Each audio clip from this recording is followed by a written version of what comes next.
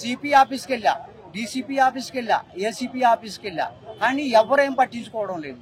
ఇప్పుడు నేను ఏం చేయాలనుకుంటున్నానంటే ఆత్మహత్య చేసుకోవాలనుకుంటున్నాను. నువ్వు ట్రాన్స్జెండర్ ఓన్లీ ట్రాన్స్జెండర్ కారణంగానే నాకు ఫైనాన్స్ ఇవ్వరంట. ఏది రైతు బంధు ప్రజలు అడిగితే చెప్పతో కొట్టాలన్నా? రైతులు ఓట్లేదు అందుకోసమే చేసినారా? ఈ రోజు మైకుల ముందు మాట్లాడితే మీడియాతో నువ్వు అధికారంలోకి వచ్చినావురా రేవంత్ రెడ్డి, నువ్వు యాళ్ళ పొద్దుగల నీకు సమాధి కట్టే రోజులు దగ్గరలోనే ఉన్నాయి. రైతు బంధు ప్రజలు ఎక్కడ పోయినాయి? ఒకసారి మనం చూసుకున్నట్లయితే ఇక్కడ ప్రజావాణికి వచ్చి ఆయన ఆవేదన వ్యక్తం చేస్తూ ఆయన సమస్య పరిష్కారం కోసం వచ్చిన ఒక వ్యక్తిని మనం చూడడం జరుగుతుంది. పాపం చాలాసేపటి నుంచి కూడా ఆయన అందరికీ కూడా తన సమస్య గురించి విన్నవిస్తున్నారు. ఇప్పుడే మూర్చిపోయి కింద పడడం జరిగిందనమాట. ఒక్కసారి మనం చూస్తే ఏజ్ పరంగా చూసుకున్న చాలా పెద్ద వ్యక్తి. ఒక వ్యక్తి కొట్టిండు, బంగారం ఎత్తుకపోయిండు.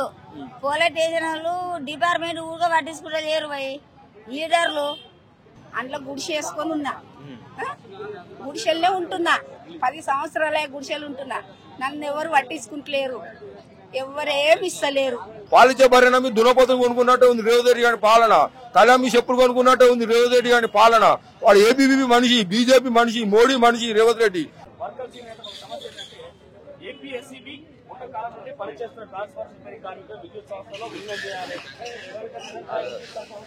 నమస్తే. ఈ రోజు మంగళవారం యథావిధిగా ప్రతి వారం వచ్చినట్టుగానే ఎంతో మంది కూడా రాష్ట్రంలోని నలుమూలల నుంచి కూడా వాళ్ళ యొక్క సమస్యల పరిష్కారం కోసం ఇక్కడ ప్రజావాణిలో తెలియజేసుకోవడం కోసం ఇక్కడికి చాలా మంది కూడా రావడం జరిగిందనమాట. ఒక రకంగా చెప్పాలంటే ఈ సంఖ్య ఎప్పటికప్పుడు కూడా ఏంటంటే కొంచెం తగ్గుతున్నప్పటికీ కూడా కానీ ప్రతి వారం కూడా వస్తున్న సంఖ్యాపరంగా చూసుకుంటే కనుక వాళ్ళ యొక్క అప్లికేషన్లు ప్రతి వారం నిండిపోతున్నాయంట.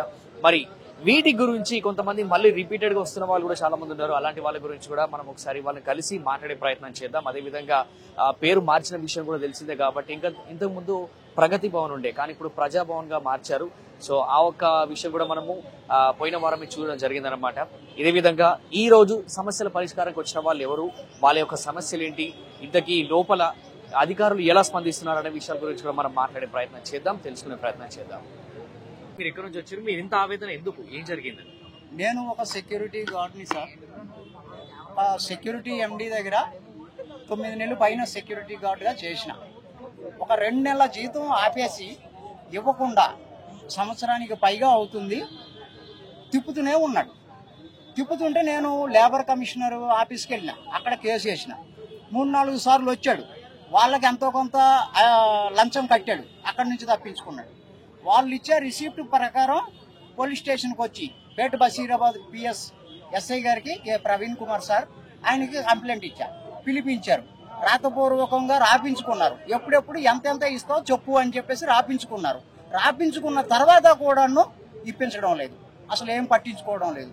సిపి ఆఫీస్కి వెళ్ళా, డీసీపీ ఆఫీస్కి వెళ్ళా, ఏసీపీ ఆఫీస్కి వెళ్ళా, కానీ ఎవరేం పట్టించుకోవడం లేదు. ఇప్పుడు నేను ఏం చేయాలనుకుంటున్నానంటే ఆత్మహత్య చేసుకోవాలనుకుంటున్నాను. ఈ సెక్యూరిటీ ఎండి మచ్చబొల్లారం రిషాల బజార్లో ఉంటాడు, రిషాల బజార్ బస్ స్టాప్లో దగ్గరలో ఉంటాడు. నేను ఆత్మహత్య చేయదలుచుకున్నాను, చేసుకుంటాను కూడా. పోతే నా ఒక్కడి ప్రాణం, కానీ నా ద్వారా ఎంతో మందికి జ్ఞానోదయం కలుగుతుంది, ఈ సామాజిక స్పృహ వస్తుంది. అది నేను ఒక్కటి చేయదలుచుకున్నాను సార్. నిరాహార దీక్ష చేస్తాను, వాళ్ళ ఇంటి దగ్గర కూర్చుంటాను, ఏమి అన్నపానీయాలు ఏమి కూడా తీసుకోను, చచ్చిపోవడానికి సిద్ధంగా అయినా. బస్ నేను చేసే పని ఒక్కటే, అది ఒక్కటే. ఎందుకంటే ఈ చేతకాని ప్రభుత్వాలకి ఇటువంటి పనులు పట్టించుకోవడం తెలియదు, సాల్వ్ చేయడం తెలియదు. ఇటువంటి ప్రభుత్వాలు ఉన్నా ఒకటే, లేకున్నా ఒకటే. ఎందుకు ఇప్పుడు ప్రభుత్వం మారింది కదా, మరి ఏమాత్రమైనా మీకు కొంచెం నమ్మకం అనేది కలగలేదు? నమ్మకం కలగడం లేదు. 5వ సార్ నేను ఇక్కడికి రావడం. ఇక చూడండి ఒకసారి, ఇది 5వసారి ఈ డేట్లో వచ్చిన. ఫస్ట్ కొండా సురేఖ మేడం గారు కలిశారు, కలిసి ఆమె అన్నారు, బాబు నేను ఇప్పిస్తా అని చెప్పేసి గ్రీనింగ్ పెన్తో శాంక్షన్ అని చెప్పేసి రాశారు. ఏది ఇంతవరకు ఏం పట్టించుకో. ఎన్ని రోజులైంది కొండా సురేఖ గారు కలిసి? ఇప్పుడు ఆమెను కలిసి 12వ తారీఖు వచ్చిన, అంటే గత సంవత్సరం 12/12/2023 వచ్చిన. దాదాపు సంవత్సరం కావస్తుంది. అంటే ఒక నెల 2 నెలలు సంవత్సరం కావస్తుంది అనుకోండి. తర్వాత మళ్ళీ 5వ తారీఖు వచ్చిన, 9వ తారీఖు వచ్చిన, 19వ తారీఖు వచ్చిన, ఈవేళ 30వ తారీఖు. 30వ తారీఖు 5వసారి వచ్చిన, కానీ సమస్య మాత్రం సాల్వ్ కావడం లేదు. అక్కడికి వెళ్తే, లోపలికి వెళ్తే వాళ్ళు ఏం చేస్తున్నారు, మన ఫోన్ నెంబర్లు అడిగి పేపర్ మీద రాసి మనకిస్తున్నారు, మన ఆధార్ నెంబర్ అడిగి మన ఆధార్ నెంబర్ మనకే రాసిస్తున్నారు.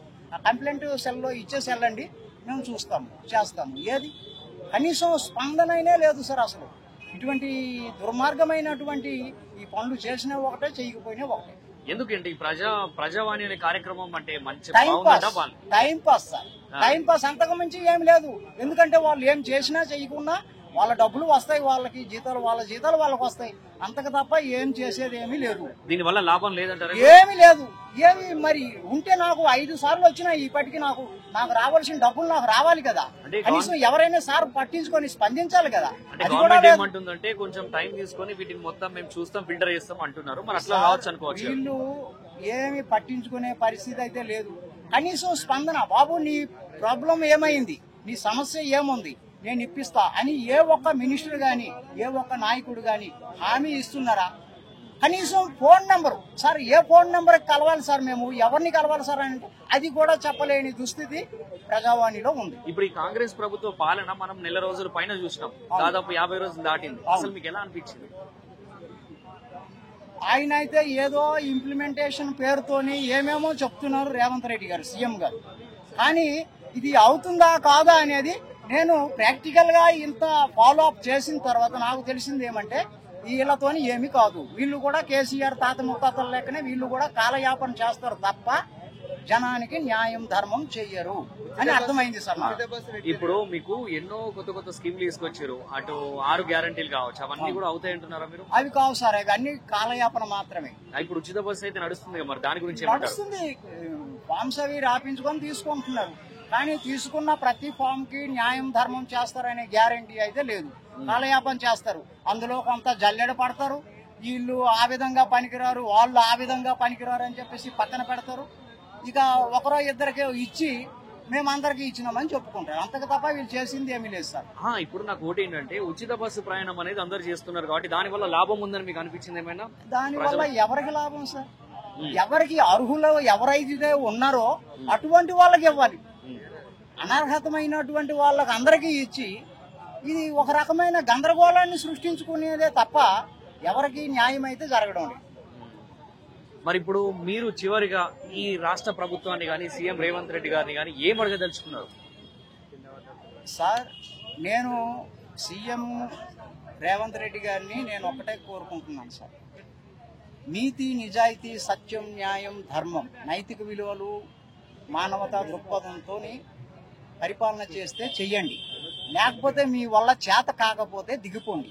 కానీ ప్రజల్ని అనవసరంగా ఇబ్బందులు పెడుతూ, బాధలు పెడుతూ ఈ విధంగా చేస్తే ఏమిటి ప్రయోజనం? ప్రజలకు ఏమైనా ఉపయోగమా? మీకు మాత్రం ఏమైనా మంచి పేరా? కాదు. మంచేదో చెడేదో తెలుసుకోలేని దుస్థితిలో ప్రజలు లేరు ఈ రోజుల్లో. చాలా చైతన్యవంతమైంది ప్రజలు. కాబట్టి ఇటువంటి మంచి చెడుల్ని కనిపెట్టే క్షణాలు చాలా మినిట్స్లోనే జరిగిపోతుంది. ఇది మాత్రం ఈ ఎఫెక్ట్ రాష్ట్ర ప్రభుత్వ సీఎం మీద, వాళ్ళ సిబ్బంది మీద చాలా పడుతుంది. ఇప్పుడు మీ సమస్య గురించి మీరు తదుపరి ఏం చేయాలనుకుంటున్నారు? అసలు దీని గురించి ఎలా ముందు తీసుకెళ్ళాలనుకుంటున్నారు? మీ సమస్య, నా సమస్యకు సంబంధించి నేను రేపో ఎల్లుండో వెళ్ళి ఆ సెక్యూరిటీ ఎండి యజమాని ఇంటి ముందు కూర్చొని నిరాహార దీక్ష చేస్తూ నా ప్రాబ్లం సాల్వ్ అయినంత వరకు, సాల్వ్ కాకపోతే అక్కడే చచ్చిపోతాను, వాళ్ళ ఇంటి ముందు చచ్చిపోతాను. ఆ తర్వాత నా డెడ్ బాడీని ఏం చేసుకుంటారో చేసుకోండి, నాకు సంబంధం లేదు. నేను అక్కడ నిరాహార దీక్ష చేసుకొని చచ్చిపోవడానికి సిద్ధంగా ఉన్నాను. ఎందుకు ఇలాంటి నిర్ణయం తీసుకోవడం జరిగింది? నా ద్వారా కుటుంబ సభ్యులు కూడా ఉన్నారు, ఒక క్షణం వాళ్ళ గురించి కూడా ఆలోచించాలి. నేను ఆలోచించవలసిన అవసరం లేదు, ఎందుకంటే నా కుటుంబం బాగుండాలంటే నాకు డబ్బులు కావాలి. నా కష్టార్జితాన్నే నాకు ఇమ్మంటున్నాను, నేనేమి ఎక్స్ట్రా ఇమ్మంటున్నానా? ఇవ్వడం లేదు కదా. ఎంత డబ్బులు రావాలి మీకు? 25,500 రావాలి సార్. ఆయన మంజేష్ తివారీ అని బీహార్ ఓడి తెలిసిందా, ఆయన చాలా మోసగాడు కనిపిస్తున్నాడు, ప్రతి ఒక్కరిని కూడాను చాలా ముంచుతున్నాడు. ఆయన ఫోన్ నంబర్ కూడా ఇక్కడ రాశాను, ఆయన అడ్రస్ కూడా వివరాలు కూడా ఉన్నాయి, ఇదిగోండి చూడండి. ఆయన అడ్రస్ వివరాలు. చాలా అన్యాయం చేస్తున్నాడు సార్, ఎంతో మందిని అన్యాయం చేశాడు, ముంచాడు. నన్ను కూడా అదే విధంగా ముంచాలని చూస్తున్నాడు. కానీ నేను మాత్రం చచ్చినా కూడా ఈయన్ని సాధిస్తాను. రిషాలా బజార్ బస్ స్టాప్ దగ్గర ఈయన ఉంటాడు సార్.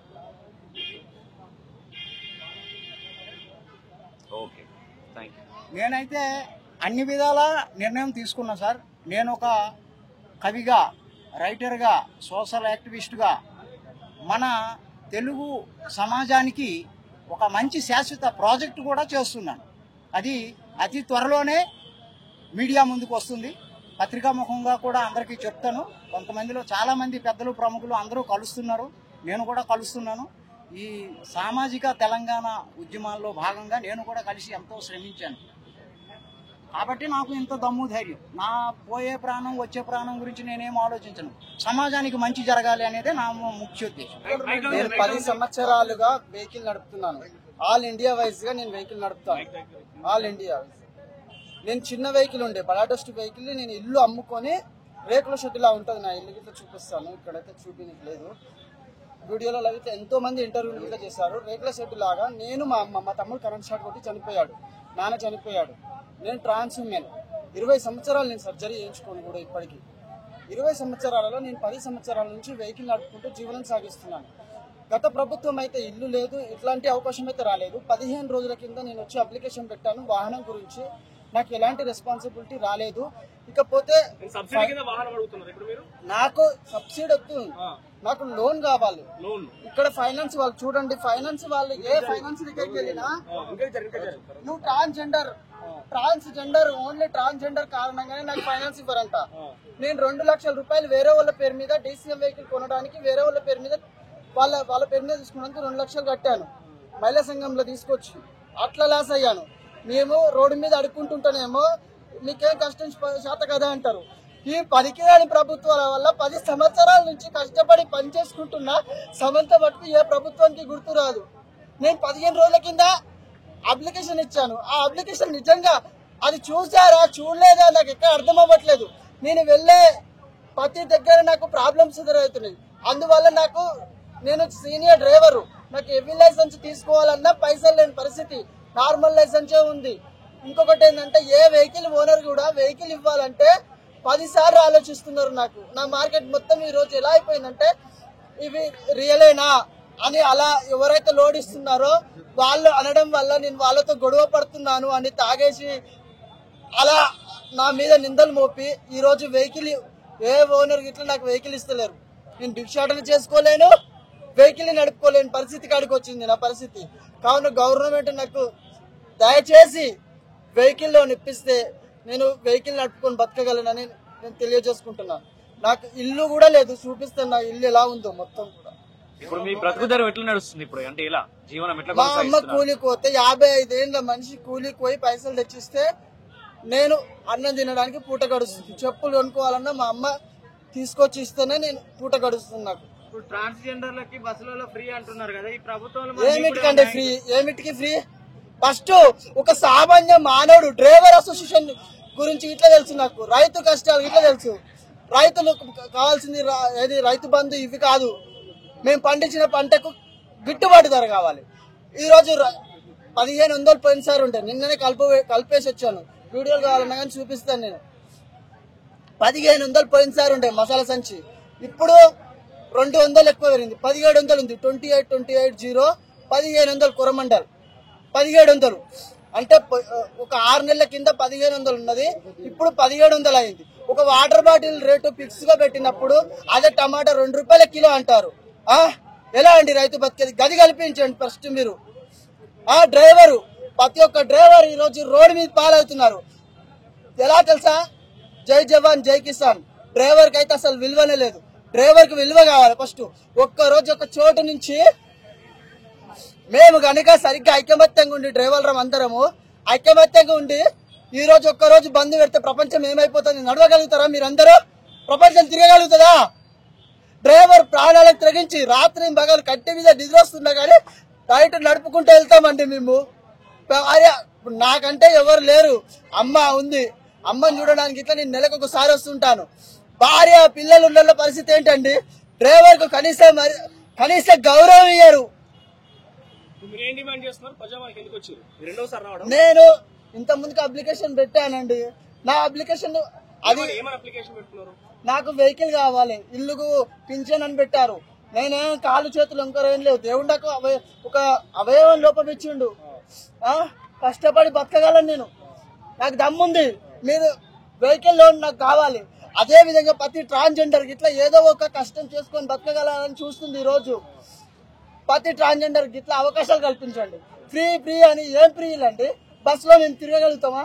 బస్సులో మేము వెళ్ళగలుగుతామా? అంత నష్టం వస్తుంటే బస్సులు ఫ్రీ ఎందుకు? జనాలకి ఇట్లా గ్రహించుకోవాలి. డెవలప్ చెందుతుంది అంటే ఎక్కడ డెవలప్ చెందుతుంది? అంటరాని వాళ్ళకంటే అధ్వానంగా చూస్తున్నారు మమ్మల్ని.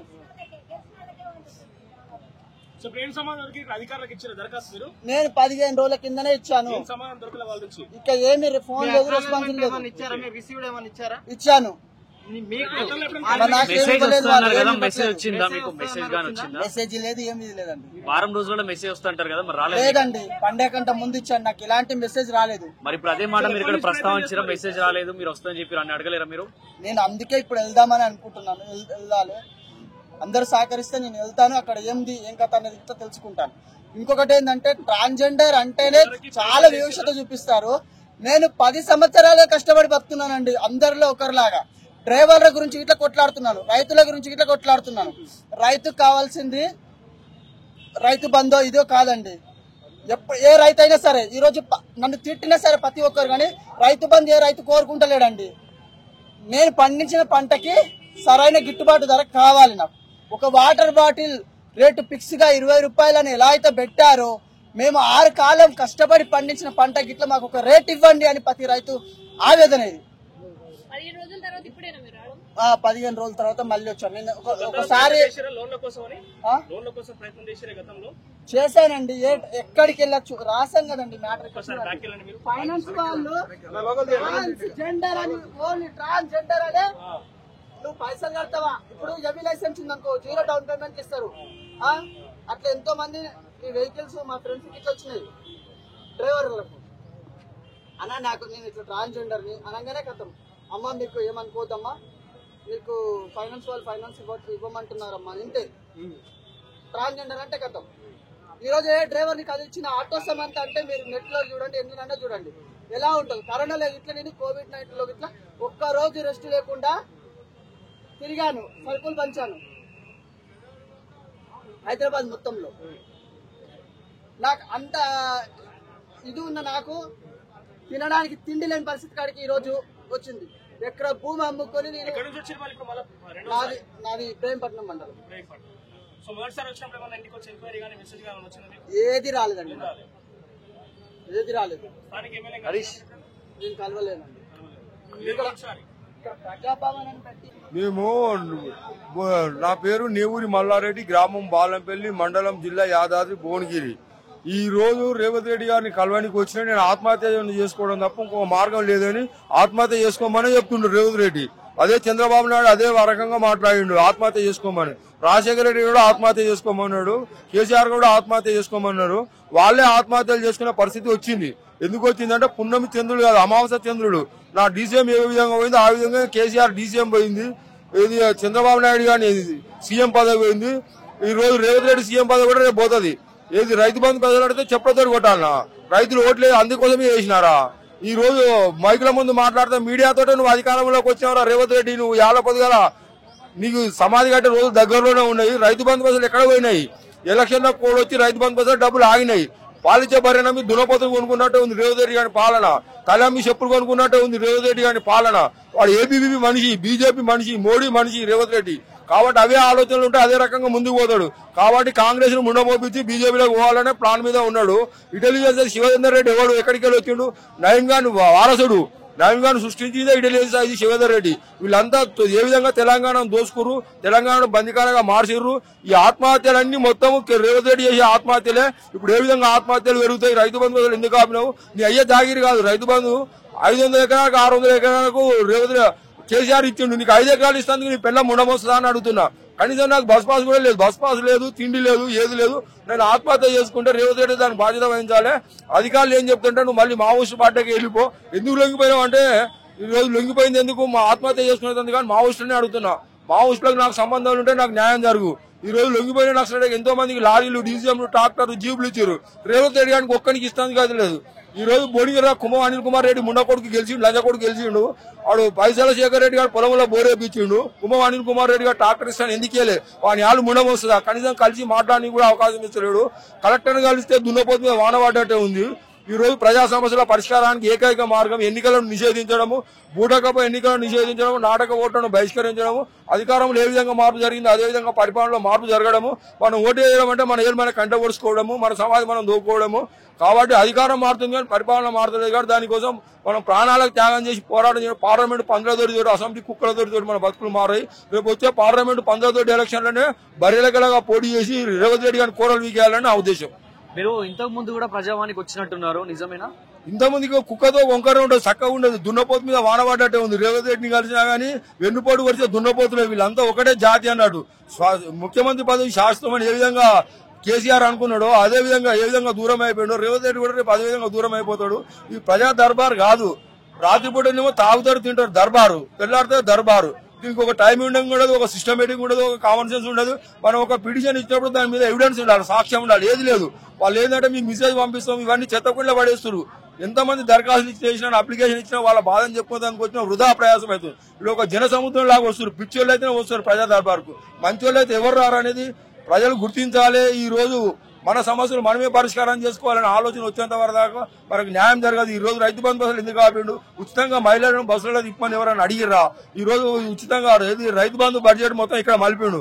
ఎలక్షన్ల టైంలో ఆ బడ్జెట్ ఎన్నికల కోడ్ ఆగిపోయినాయి. ఎన్నికల కమిషన్ ఇయ్యకమని చెప్పిండు అని చెప్తే హరీశ్వరరావు గారు చేసిన ఉద్దార్గం, తర్వాత రేవంత్ రెడ్డి చేసిన ఉద్దార్గం. కాబట్టి రైతు బంధువులు పైసలు లేకపోతే రైతులే కేసీఆర్ కు సమాధి కట్టినట్టు రేవంత్ రెడ్డి కూడా సమాధి కట్టే రోజులు దగ్గరలోనే ఉన్నాయని రోజులు లెక్క పెట్టుకోవాలని రేవంత్ రెడ్డిని హెచ్చరిస్తున్నాం. ఇప్పుడు మీరు ఇంత ఆగ్రహం వ్యక్తం చేస్తున్నారు, అసలు ఎలాంటి సమస్య గురించి మీ ఇక్కడికి వచ్చారు? ఎందుకు అంత అసంతృప్తిగా ఉన్నారు మీరు? ఈ రోజు ధరణి పెట్టిండు దద్దలంజా కొడుకు కేసీఆర్ గారు. ఆ ధరణితోటే మా తమ్ముడు నాది ఎకరం భూమి ₹1 కోటి అమ్ముకుండు. 100 సంవత్సరాల కింద భూములు పంచుకున్నాను, ఇప్పటివరకు పంచుకోలేదు అంటారు. దున్నేవాడికే భూమి అని చెప్పి ఎర్రిలేసినట్టు ఎర్ర జెండా పట్టినట్టు దున్నేవాడికే భూమి అని మావోయిస్టులు గాని కమ్యూనిస్టులు గాని రకరకాల జాతుల పార్టీలు గాని రంగులు మారితే గుణాలు మారితే వాళ్ళ ఏది సమస్యలు అయితే పరిష్కారం కావు కదా. కాబట్టి ఈ రోజు మావోయిస్టులకు నేను తెలియజేయలేదు ఏమనగా మీరు ప్రజలకు ఏ విధంగా దూరమయ్యారు, ఎందుకు దూరమయ్యారు, అధికారాన్ని మీరు స్వాధీనం చేసుకోవడం చేత కాకపోవడం వల్ల ఈ పరిస్థితి వచ్చింది. మీలో చైతన్యం వస్తే సరిపోదు, ప్రజలలో చైతన్యం రావాలి. దానికోసం మీరు ఏ ప్రయత్నం చేస్తారు, ఏం చేస్తారు? మీరు నీతి నిజాయితీ మానవత్వం మావోయిస్టులకు ఉంటే నేను ₹1 కోటి ఇస్తా, ఒక 100 కుటుంబాలకు ఉపాధి కల్పిస్తా. అనవసరంగా నా పేరు ఎందుకు ప్రచారం చేసుకుంటారు, ఎందుకు వాడుకుంటారు? అక్కడ పోలీసులు కానీ ఇక్కడ మావోయిస్టులు కానీ నేను తీవ్రంగా హెచ్చరిస్తున్నాను. నేను ఆత్మహత్య చేసుకోవడం దాకా నాకు ఇంకో మార్గం లేదు. నాకు మావోయిస్టులకు పోలీసులకు ఎవరితో సంబంధం ఉన్నా నాకు న్యాయం జరిగేది, నాకు అన్యాయమే జరుగుతుంది. కాబట్టి శాశ్వత సమస్యల పరిష్కారానికి శాశ్వతంగా నేను ఆత్మహత్య చేసుకుంటున్నాను. ఈ సందర్భంగా రేవంత్ రెడ్డిని హెచ్చరిస్తూ దానికి రేవంత్ రెడ్డి బాధ్యత వహించాలి, ఎంబడే రాజీనామా చేయాలని హెచ్చరిస్తున్నాం. ఇప్పుడు మీకు ఉన్న అసంతృప్తి అంతా రేవంత్ రెడ్డి సీఎం అవ్వడమేనా? ఈ రోజు రేవంత్ రెడ్డి సీఎం ఎందుకైంది అంటే అది ప్రజలు గుర్తించాల్సింది ఏముందంటే చంద్రబాబు నాయుడు గారి గురువు చంద్రశేఖరరావుకు గురువు చంద్రబాబు నాయుడు, రేవంత్ రెడ్డి గురువు. రాజకీయంగా రేవంత్ రెడ్డికి ఏ అనుభవం లేదు. ఎందుకంటే మొత్తం రాళ్లకు సున్నమేసి గోడలకు రంగులు వేసుకొని బతికిన సున్నమేసి సన్యాసిని తీసుకొచ్చి సీఎం చేస్తే ఇదే పరిస్థితి ఉండదు. సీఎం పదవి ఎవరికి ఇవ్వాలో వాళ్ళకి ఇవ్వాలి. కాంగ్రెస్ లో పనికొచ్చాడు ఒక ముండగొడుకు లేడు, చేసేందుకు అసలు సీనియారిటీకి ఇవ్వాలి. ఈ రోజు అంతా ఎవడి కూడా మానవత్వం లేని నాయకత్వం ఉంది. ఈ రోజు ఓట్లను కొన్నాడు, ప్రజలను కూడా కొనాలనుకుంటారు. రేపు పార్లమెంట్ ఎన్నికల్లో బుద్ధి చెప్తారని ప్రజలు హెచ్చరిస్తున్నారు. ఇప్పుడు నేరుగా మీరు సీఎం గారికి గానీ ఈ ప్రభుత్వానికి గానీ ఏం హెచ్చరిస్తున్నారు? నేను ఫస్ట్ ప్రజా దర్బార్ పెట్టినప్పుడు రేవంత్ రెడ్డి గారిని కలిసి నీ పదవి ఏందని అడిగిండు. ఆయన డబ్బులు పెట్టి ₹1 కోట్ల పెట్టి బ్లాక్ మెయిల్ చేసి సోనియా గాంధీ కాళ్ళు పట్టుకొని సీఎం పదవి తర్వాత సిసిబి అధ్యక్షుడు పదవి లేక నాది కాదు. మాది ఏంటంటే నిజాయితీగా బతికే ఓటోళ్ళము, మేము నీతిగా ఉండేటోళ్ళము. మీ లేక అవినీతి సొమ్ము మా దగ్గర లేదు. వాడు రేవంత్ రెడ్డి ఆలోచన విధానం ఏంటంటే ఎకరం భూమి ₹1 కోటి ₹1,00,000 కొనాలి, ₹1 కోటి అమ్మాలి, 100 కోట్లు ₹1,00,000 కోట్లు ఏ విధంగా సంపాదించాలి. ఇప్పుడు ఎమ్మెల్సీ కన్నప్రభాకర్ ఉన్న బండి డ్రైవరు వాడు కేసీఆర్ గారు ఇంటికి పిలిపించి బోగేట 5,000 ఇచ్చి 3 రోజులు ఒకసారి కలపండి డీసీ స్టిల్లేస్తాను. నా బండి డ్రైవర్ ఎమ్మెల్సీ చేసిండు, నన్ను రోడ్ల పాలు చేసిండు. ఎమ్మెల్సీ కన్నప్రభాకర్ గారు లైసెన్స్ కూడా లేకుండా నేను లైసెన్స్ ఇప్పించిన. నాకు లైసెన్స్ ఇప్పకపోతే కేసీఆర్ లాగు పడుకొడతానని చెప్పేసి సందర్భంగా హెచ్చరిస్తున్నాం. ఇప్పుడు బోరబండలో ఉంటున్నాము, ముందు నిజంపేటలో ఉండేవాళ్ళం, బోరబండకి వచ్చాం. అంటే మా కొద్ది ప్రాబ్లం ఉంది కాబట్టి అక్కడ అది కట్టడానికి ప్రాబ్లం అయింది కాబట్టి బోరబండ వచ్చాం. అయితే ఈ రేషన్ ఏంటంటే పింఛన్ కార్డు వచ్చి సంవత్సరం దగ్గర అయింది కానీ ఇంతవరకు మన పోస్ట్ ఆఫీసులో ఇస్తున్నారు మా డబ్బులు. పోస్ట్ ఆఫీస్కి వెళ్ళిన తర్వాత మాకు తెలిసింది కాదు, 3 నెలల తర్వాత తెలిసింది. తెలిస్తే వెళ్ళిన తర్వాత మీ 3 నెలల దాకా ఉంటాయి డబ్బులు, దాని తర్వాత మీ డబ్బులు వెళ్ళిపోయినాయి అని కంప్యూటర్లో చూసి చెప్పారు. నెంబర్ అన్నీ ఉన్నాయి కంప్యూటర్లో. చూసి చెప్తే మేము అది ఇప్పుడు ఏం చేయాలంటే మీరు వెళ్ళి అప్లికేషన్ పెట్టండి అన్నారు. అంటే మున్సిపాలిటీ ఆఫీస్లోనే అప్లికేషన్ పెట్టాను. పెట్టిన తర్వాత ఆయన 3, 4 అప్లికేషన్లు పెట్టాను. దాని తర్వాత ఎంఆర్ఓ ఆఫీస్కి వెళ్ళాం, కలెక్టర్ ఆఫీస్కి మళ్ళీ వెళ్ళినా అక్కడ అవ్వదు, మీరు మున్సిపాలిటీ ఆఫీస్కి వెళ్ళండి, అక్కడ మీరు అప్లికేషన్ పెట్టండి మీకు అవుతుంది అని అన్నారు. అయితే అలాగలా తిరిగినా సరే అవలే. లాస్ట్కి ఇప్పుడు ముఖ్యమంత్రి గారు ఇప్పుడు చేంజ్ అయిపోయింది కదా, రేవంత్ రెడ్డి గారు సీఎం అయినారు.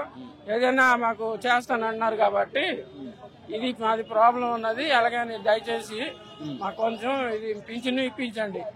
ఇలాగ 2-3 ఉన్నారు, 2-3కి ఇదే ప్రాబ్లం అయినది మాకు తెలిసింది. కాబట్టి ఇది మేమంతా తిరిగాం మాకు చెప్పడానికి కాదు. చూస్తే నాకు 65 సంవత్సరాలు, 65, 66 అవుతాయి. కాబట్టి ఇప్పుడు నాకు చాలా ప్రాబ్లంలో ఉన్నాను. నాకు ఎలాగైనా పింఛను ఇప్పించండి. ఇప్పుడు నేను మళ్ళీ అప్లికేషన్ పెట్టాను కొత్తగా ఇప్పుడు 3 అప్లికేషన్ ఇక్కడికి వచ్చి ఒక అప్లికేషన్ ఇచ్చాను, దీని తాలూకు రిపోర్టు పాతది. దాని తర్వాత మళ్ళీ ఇచ్చాను దీనిదే పాతది. మళ్ళీ ఇప్పుడు పెట్టమన్నారు కాబట్టి మళ్ళీ కొత్తది పెట్టాను. ప్రజాపాలన దాంట్లో మీరు పెట్టుకున్నారా? పెట్టాను. ఓకే. ఇప్పుడు ప్రజాపాలన వచ్చి నుంచి కొత్తది పెట్టన్నారు కదా ఈ మధ్యన, అన్నిటికీ పెట్టాను. రేషన్ కార్డు లేదు, ఇల్లు లేదు, ఎంట్రీ లేదు అనుకొని అన్ని పింఛన్ కార్డు మళ్ళీ పెట్టాను. అన్ని చేస్తే పెట్టాం కానీ ఇంతవరకు దాని తాలూకు రిప్లై ఏంటి లేదు. ఇప్పుడు లోపలికి వెళ్ళి మాట్లాడితే మరి అతను లేరు, సార్ లేరు. సార్ ఉంటే సార్కి చెప్తాను డైరెక్ట్ గా నేను వచ్చాను. అదే దయచేసి ఎలాగైనా నాకు నా పింఛన్ ఇప్పించండి అని నేను అంటున్నాను. నా పేరు సాయిరామ్ అన్న. మేము నల్గొండ డిస్టిక్ నాగార్జున సాగర్లో ఉంటాం. మాది బీసీడీ క్యాస్ట్, మా డాడీది.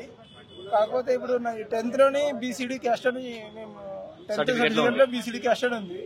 కాకపోతే తెలంగాణ వచ్చిన తర్వాత మాకు ఇప్పుడు తెలంగాణలో బీసీడీ క్యాస్ట్ గవర క్యాస్ట్ అనేది తీసేశారు. మాకు ఇప్పుడు క్యాస్ట్ సర్టిఫికేట్ లేదు. అంతకుముందు క్యాస్ట్ సర్టిఫికేట్ మా డాడీ వాళ్ళకి ఉన్నది కానీ ఇప్పుడు మాకు లేదు. 10th లో బీసీడీ ఉంది. ఇప్పుడు నెక్స్ట్ ఏదైనా గవర్నమెంట్ జాబ్స్ కానీ దేనికైనా కానీ 10th, ITI, ఇంటర్మీడియట్ తోటి చాలా నోటిఫికేషన్స్ పడ్డాయి. ఇప్పుడు కాంగ్రెస్ వచ్చిన తర్వాత ఇప్పుడు వీటికి అప్లై చేద్దామంటే బీసీడీ క్యాస్ట్ లేదు, అన్రిజర్వ్ లోనేమో మనకి పోస్టులు ఎక్కువ ఉండవు. అందులో సెలెక్ట్ అయినా కానీ ఫస్ట్ SC, ST, BC వీటి లైన్గా వస్తాయి. ఇప్పుడు మాకు క్యాస్ట్ సర్టిఫికేట్ లేకపోవడంతో ఏమవుతుందంటే ఈ జాబ్స్ కానీ ఈ ప్రైవేట్ జాబ్స్ లోకి వెళ్ళిన సర్టిఫికేట్ వెరిఫికేషన్ చేస్తారు. అందులో 10th లోనేమో OBC అని, ఇంటర్ లోనేమో జనరల్, ఇప్పుడు బీటెక్ లో కూడా జనరల్ అని ఉంటే వాళ్ళు క్యాస్ట్ మీరు ఫాల్స్ క్యాస్ట్ ఉంది మిమ్మల్ని మీరు తీసుకోలేమని ఈజీగా చెప్పేస్తున్నారు. ఇప్పుడు మేము ఏం చేయాలన్నా మరి ఇప్పుడు బీటెక్ దాకా చదువుకుని అసలు అప్పటి నుంచి మీరు క్యాస్ట్ సర్టిఫికేట్ లేకుండా ఎట్లా ఎగ్జిస్ట్ అవుతున్నారు? అంటే ఎలాంటి ప్రూఫ్స్ పెడుతున్నారు? మరి ఇప్పుడు 2016 లో నా 10th అయిపోయిందన్న. అప్పుడు బీసీడీ అప్పుడు 2014 లో వచ్చింది కదా, 2016 లో బీసీడీ అని 10th సర్టిఫికేట్ లో ఉంది. దాని తర్వాత ఇంటర్, బీటెక్ ఇవన్నీ చేసాం. ఈ స్టడీ రూపంలో మేము ఎంత కొద్ది మాకు ఆ టైంలోని ఈ నెక్స్ట్ జాబ్ కి మాకు బీసీడీ క్యాస్ట్ ఇంపార్టెంట్, ఈ క్యాస్ట్ సర్టిఫికేట్ అనేది ముఖ్యంగా ఉండాలి అని మాకు ఇప్పుడు అంతగా లేదు. ఈ బీటెక్ అయిపోయిన తర్వాత మేము జాబ్స్ అప్లై చేస్తున్న కొద్ది బీసీ క్యాస్ట్ అని అడుగుతున్నారు. ఈ బీసీ క్యాస్ట్ సర్టిఫికేట్ మాకు లేకపోవడంతో జనరల్ లో వెళ్తున్నాం. ఒకవేళ జనరల్ లో కూడా మేము క్వాలిఫై అయ్యి ముందుకెళ్తే అక్కడ క్యాస్ట్ సర్టిఫికేట్ అడుగుతారు. 10th మేము, ఇంటర్ మేము, బీటెక్ అడుగుతారు. 10th లో బీసీడీ అని ఉండి ఇక్కడ లేకపోతే మళ్ళీ మమ్మల్ని రిజెక్ట్ చేస్తారు. ఇప్పుడు ఈ బీసీలో నుంచి 26 కులాన్ని తీసేసిందన్న ఈ తెలంగాణలో. ఆ 26 కులాన్ని ఇప్పుడు కలపాలని మేము చెప్పి పోరాటం చేయడం అని చెప్పి ఇక్కడ ఫైల్స్ అప్లై చేసి వచ్చాయి. అసలు ఇంతకు ముందు ఉన్న గవర్నమెంట్ లో కానీ మీరు ఎప్పుడు ఎవరికి అప్లికేషన్ పెట్టుకోలేదు, ఇట్లా కలపాలి పెడితే వాళ్ళు ఎవరు పట్టించుకోలేదు, ఇక మమ్మల్ని వదిలేసిండు. ఇప్పుడు మా తెలంగాణలో మీ క్యాస్ట్ లేదు, మీది ఇక్కడిది కాదు, మీది ఎటైనా వెళ్ళాలని. మీ ఫాదర్ ఏ క్యాస్ట్ వస్తుంది? మా ఫాదర్ బీసీడీ గవరా అన్న. మీ కేసు మీరు ఇప్పుడు ఏమని చూపించుకోమంటున్నారు? ఇప్పుడు మేము ఇప్పుడు జనరల్ అని చూపించుకోండి. ఇప్పుడు మా క్యాస్ట్ సర్టిఫికేట్ లేదు, ఏం లేదు. ఇప్పుడు ఒకసారి ఇది ఏంటి అన్న, మా నాన్నది క్యాస్ట్ సర్టిఫికేట్ బీసీడీ గవరా అని ఇక్కడ ఉందన్న. కానీ ఇప్పుడు మాకేమో ఇప్పుడు క్యాస్ట్ సర్టిఫికేట్ లేదు. ఇది లేకపోవడం తోటి మేము ఇప్పుడు ఎంత ఇబ్బంది పడతామంటే ఇక మేము బీటెక్ కాక ఎంటెక్ చేసుకున్నా కానీ మాకు ఎటువంటి ఉపయోగం ఉండదు. ఇప్పుడు స్కాలర్షిప్ అట్లా ఏమన్నా మీకు అట్లాంటివి ఏం లేవన్నా. అప్పటి నుంచి ఇప్పటివరకు మీ సొంత డబ్బులతో చేసుకుంటున్నారు? సొంత డబ్బుతో వేసుకున్నాం. ఇంట్లో ఎంత మంది ఉంటారు మీరు చదువుకునే వాళ్ళు? 5 ఉంటామన్నా. అంటే చదువుకునే వాళ్ళు 3 ఉంటామన్నా. మా మమ్మీ మా డాడీ ఇద్దరు కలిపి 5. మరి మీ ముగ్గురి పరిస్థితి ఏంటంటే ఇప్పుడు స్కాలర్షిప్ లేకుండా మీ చదువు కొనసాగించడం అంటే ఎలా అవుతుందో? స్కాలర్షిప్ లేకుండా చదువుకుని మా ప్రయత్నం మేము చేసామన్నాం. చదువుకున్నాం, కష్టపడడం అయిపోయింది. కానీ ఇప్పుడు నెక్స్ట్ 10th గానే చదువుకొని జాబ్స్ అప్లై చేసుకొని మంచిగా చూసుకుందాం అంటే ఈ జాబ్స్ కావడానికి జాబ్స్ లేకుండా పోతున్నాయి. ఉన్నాయి, నోటిఫికేషన్లు పడుతున్నాయి, కానీ మాకు అర్హత లేకుండా పోతుంది. ఒకవేళ ఆ జాబ్ లో క్వాలిఫై అయినా గానీ ఈ క్యాష్ రూపంగా తీసేసి మీకు క్యాష్ తప్పు ఉంది, ఇక్కడ బీసీడీ ఉంది 10th లోని, ఇంటర్లోనేమో జనరల్, బీటెక్ లో జనరల్ ఉంటే మీరు ఇప్పుడు క్యాష్ సర్టిఫికేట్ తెచ్చుకొని రమ్మంటారు. 10th లో బీసీడీ ఎందుకు పెట్టారు? 10th లో చేంజ్ చేయించుకోమంటారు. కానీ ఇప్పుడు మా క్యాష్ సర్టిఫికేట్ కావాలి కదా. మా డాడీది బీసీడీ కావాలంటే మరి నాది ఏదో ఉంటే మేమేమనుకోవాలి? ఇప్పుడు ఇలా మేమనే కాదు, మా ఊర్లో 20-30 మంది ఉన్నారు. ఎందుకు మీ దగ్గర ఎందుకు ఇలా జరిగిందంటే మీ దగ్గర కులస్తులు అంటే గౌరవ కులం వాళ్ళు ఎక్కువ ఉన్నారా? చాలా మంది ఉన్నారు. ఇప్పుడు అందరూ ఆంధ్ర నుంచి కానీ తెలంగాణ వేరే వేరే రకాల నుంచి తెలంగాణకు వచ్చారు. ఎప్పుడో మా డాడీ చిన్నప్పటి నుంచి ఇక్కడే ఉన్నాడు. వాళ్ళ మమ్మీ వాళ్ళ డాడీ వాళ్ళ నుంచి ఇక్కడ పెరుగుతున్నారు. వాళ్ళది గౌరవం నుంచి మన తెలంగాణ వచ్చిన తర్వాత ఇది తీసేసిండు అన్న. ఇక దాని తర్వాత మేము కూడా ఎక్కువ అప్పుడు మేము 10th, మా 2016 10th మేమంతగా పట్టించుకోలేదు. మా పేరెంట్స్ వాళ్ళు కూడా ఇక కూలి పని కాబట్టి ఫార్మర్స్ వ్యవసాయం చేసుకుంటూ అంటే కుల గురించి మాకు అంతగా ఇది లేకుండా పోయింది. ఇప్పుడు బీటెక్ అయిపోయిన తర్వాత దీనికోసం మరి ఇప్పుడు లోపల మీరు ఎవరిని కలిసారు? లోపల ఉన్న అధికారులు ఏమన్నారు? లోపల ఉన్న అధికారులు అలా ఒకరు కూర్చున్నారు అన్న, అక్కడికి పోయి కంప్లీట్ చేసినారు. మీకు క్యాష్ సర్టిఫికేట్ ఇవ్వరని చెప్పేస్తాను డైరెక్ట్. వాళ్ళు చెప్తున్నారు వాళ్ళు ఇవ్వరని చెప్తారు. ఎలా ఇవ్వరని చెప్తారమ్మా? ఇప్పుడు మా డాడీ క్యాస్ట్ ఉంది, నాకు లేదు. రేవంత్ రెడ్డి గారు కూడా బీసీ 26 కులాలు మళ్ళీ తీసుకొస్తామని మేనిఫెస్టో ముందే చెప్పారు. మేము ఇప్పుడు ఆ కులాల కోసమనే ఇప్పుడు అతను ఓటు వేసింది కూడా. మాక్సిమం ఎంతమంది అంటే మా ఊర్లోనే అంటే మేమున్న చోట్లోనే 30-40 కుటుంబాలు ఉన్నాయి గౌరవ క్యాస్ట్. ఇక్కడ నల్గొండ, వరంగల్, ఖమ్మం ఈ చాలా చోట్ల ఉన్నాయన్న. ఇప్పుడు మేము ఇప్పుడు ఒక 40 మెంబర్స్ ఫ్యామిలీస్ డీటెయిల్స్ అన్ని తీసుకోపోయి ఇప్పుడు ఇక్కడ ఇచ్చేసి వచ్చినాం. మీరే సొంత కలెక్ట్ చేసుకుని ఇచ్చిన? మేమే సొంత కలెక్ట్ చేసుకుని. దీనిపైన వాళ్ళు ఏమన్నా రెస్పాన్స్ చూస్తామని చెప్పిన. నీకు ఎటువంటి రెస్పాన్స్ అయితే చెప్పలేదు. మీకు నమ్మకం ఉందా అంటే దీని మీద రెస్పాన్స్ వస్తుందని నమ్మకం ఉందన్న? నమ్మకం అయితే ఉంది. ఇప్పుడు రేవంత్ రెడ్డి గారు దాని మీద బాగా న్యూస్ లోనే కాదు కానీ మన ఎవరు అతను బీసీల కోసం పోరాటం చేస్తారంట అన్న. అవునన్న, వాళ్ళకి నమ్మకం అయితే ఉందన్న. ఇప్పుడు ఎట్లన్నా కానీ ఈ కాంగ్రెస్ తరఫున బీసీలో 26 కులాలు కలుపుతారని మాకైతే గట్టి నమ్మకం ఉంది. దానికోసమనే పోరాటం చేసుకొని ఇక్కడ వచ్చాము. ఎక్కడి నుంచి వచ్చారు? నిజామాబాద్ నుండి వచ్చాము. తెలంగాణ వైద్య విధాన పరిషత్ లో 28 years నుంచి ఎంపీహెచ్ఏ ఫీమేల్ గా పనిచేస్తున్నాము. మాకు ఇంతవరకు ఒక ప్రమోషన్ కూడా లేదు. ఇంకా ప్రమోషన్ ఇప్పించగలరని అప్లికేషన్ ఇవ్వడానికి వచ్చాము. ఇంతకు ముందు మీరు ఎప్పుడు కూడా ప్రమోషన్ల గురించి అప్లికేషన్ పెట్టుకోలేదు మేడం? 5-6 years నుంచి ట్రై తిరుగుతున్నాము కానీ ఏమి ఇవ్వలేదండి. ఏమన్నారు అసలు వాళ్ళ నుంచి? హరీష్ రావు సార్ కూడా ఇచ్చాము. అప్పుడు తిగుల కృష్ణ రెడ్డి సార్ ఉండే కదా, అక్కడ వెళ్ళినాము. రిజ్వీ సార్ పంపిర్రు, ఇస్తామని చెప్పారు. కానీ ఇంతవరకు అయితే ఏమీ లేదు, రెస్పాన్స్ లేదు. మరి అది మరి మాకంటే జూనియర్ వాళ్ళకు ప్రమోషన్స్ వస్తున్నాయి, మాకంటే జూనియర్ వాళ్ళ ముందు మేము అదే పోస్ట్ మీద ఇన్ని సంవత్సరాల నుంచి డ్యూటీ చేయడం అది ఇంజస్టిస్ అవుతుందండి మాకు. అసలు ఎందుకు మీకు మాత్రం ఎందుకు జరగట్లేదు, ప్రమోషన్ ఎందుకు రావట్లేదు అనుకుంటున్నారు మీరు? అంటే మీకు వైద్య విధాన పరిషత్ లో మీకు ప్రమోషన్స్ లేవంటుండ్రు. మరి ఇన్ని సంవత్సరాల నుంచి వర్క్ చేసినాం మేము. సార్ దగ్గర అయితే హరీష్ రావు సార్ సరే చూస్తామమ్మా, ఎట్లా మీకు మేల్ వర్కర్ కు ఇచ్చారు కదా హెల్త్ ఇన్స్పెక్టర్ గా, మీకు లేడీస్ కూడా ఇస్తామన్నారు.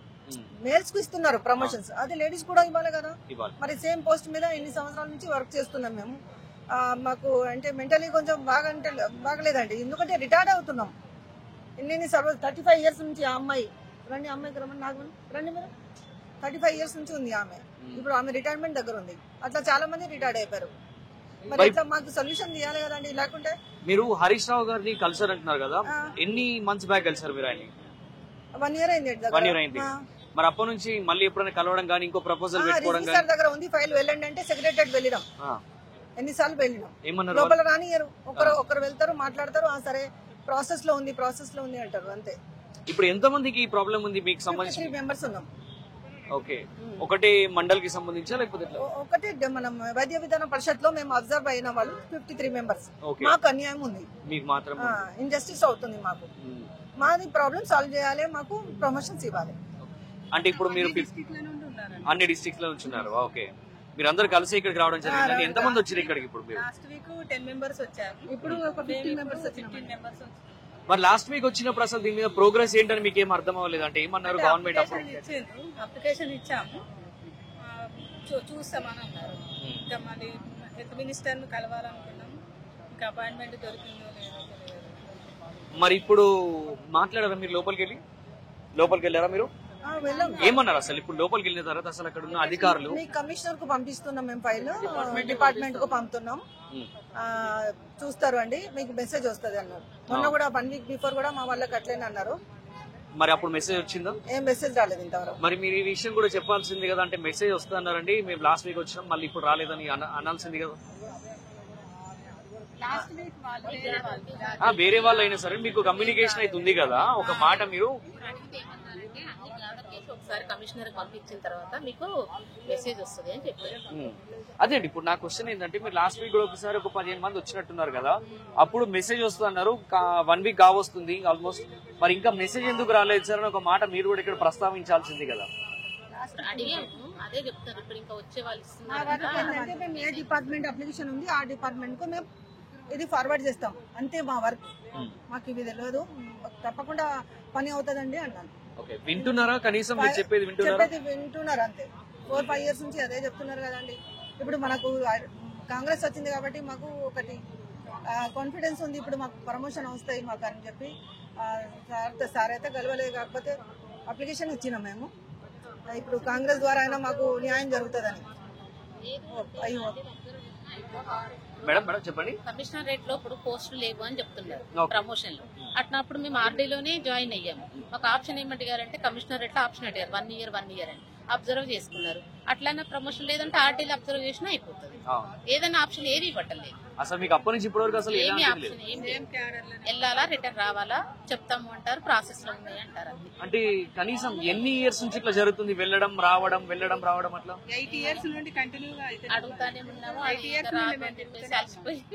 ప్రమోషన్ లేక చాలా లాస్ అవుతుంది కదండి మాకు. ఇప్పుడు అందరు రిటైర్మెంట్ దగ్గర ఉన్నారు. 33 years సర్వీస్ ఉన్న వాళ్ళని కూడా జూనియర్ అపాయింట్మెంట్ అదే సర్వీస్ చేయాలి. సేమ్ క్యాడర్ మీద ఎంత మంది రిటైర్డ్ అయ్యారు. ఇప్పుడు జూనియర్స్ వస్తున్నారు కదా, వాళ్ళు ఇంత సర్వీస్ పెట్టుకున్న తర్వాత కూడా మాకు అటెండెన్స్ లో కూడా మా పేరు కింద ఉంటది, లాస్ట్ లో ఉంటది. ప్రమోషన్ రాలేదు కాబట్టి కేవలం మీకు మాత్రం ఇలా జరుగుతుంది అంటారు. అయితే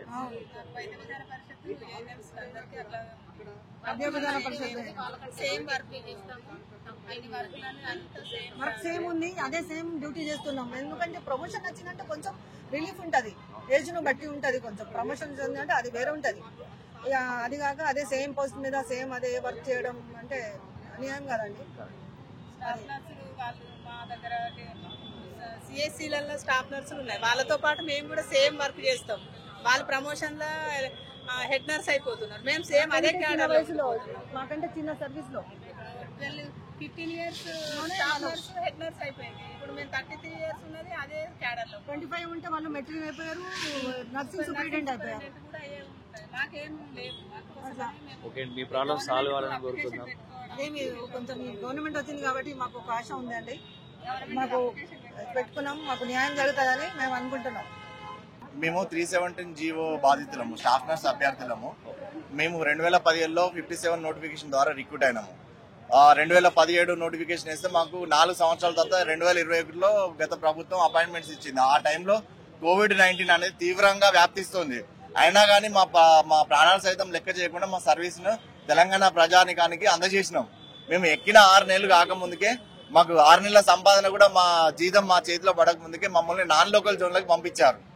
అక్కడికి పోయిన తర్వాత కూడా మాకైనా శాలరీస్ వస్తాయంటే అక్కడ 2-3 నెలలు పడింది. కొత్తగా ఏర్పడిన మెడికల్ కాలేజీలో DDO కోడ్ లేడు, అందువల్ల మాకు 2-3 నెలలు లేట్గా జీతం. మొత్తం 9 నెలల కాలాన్ని మేము అప్పులు తెచ్చుకొని మరి మా కుటుంబాలను పోషించుకున్నాం. అయితే మేము పోయిన 20 రోజులకి మా అటెండెన్స్ అక్కడ, మా సర్వీసు ఇక్కడ హైదరాబాద్ నెట్వర్క్ హాస్పిటల్లో అండ్ వరంగల్ MGM ఇట్లా సంబంధించిన 12 నెట్వర్క్ హాస్పిటల్లో మమ్మల్ని స్టాఫ్ షార్టేజ్ ఉందనేది పంపిన 20 రోజులకే నాన్ లోకల్ ప్లేస్ ని మళ్ళా మా మున్పటి ప్లేస్ కు తీసుకొచ్చి గత 2 సంవత్సరాలుగా డిప్యుటేషన్ మీద మా సేవలు కొనసాగిస్తున్నాం మేము. అయితే ఇప్పుడు కొత్తగా కాంగ్రెస్ ప్రజాప్రభుత్వం ఏర్పడిన తర్వాత 7,096 పోస్టులను ఇటీవల అపాయింట్మెంట్ రేపు 31వ తారీఖు అపాయింట్మెంట్ ఇవ్వడం జరుగుతుంది. అయితే మేము మా ప్రధాన డిమాండ్ ఏంటంటే కాంగ్రెస్ మేనిఫెస్టోలో పెట్టిన ప్రకారం 28వ పాయింట్లో 317 జీవోతో నష్టపోయిన అభ్యర్థులకు మేము న్యాయం చేస్తామని చెప్తున్నారు. మిగతా ఏ డిపార్ట్మెంట్ లో కూడా పోస్టులు అనేది రిక్రూట్మెంట్ ప్రాసెస్ జరగలేదు, ఫైనల్ స్టేజ్ వరకు రాలేదు. ఒక్క ఆరోగ్య శాఖలో మాత్రమే 7,096 పోస్టులను రిక్రూట్ చేస్తున్నారు. మా ప్రధాన డిమాండ్ ఏంటంటే వారికంటే మేము సీనియర్లము మరియు మా స్థానిక ఆధారంగా మెరిట్ ప్రకారం మేము సెలెక్ట్ చేసుకున్నాం.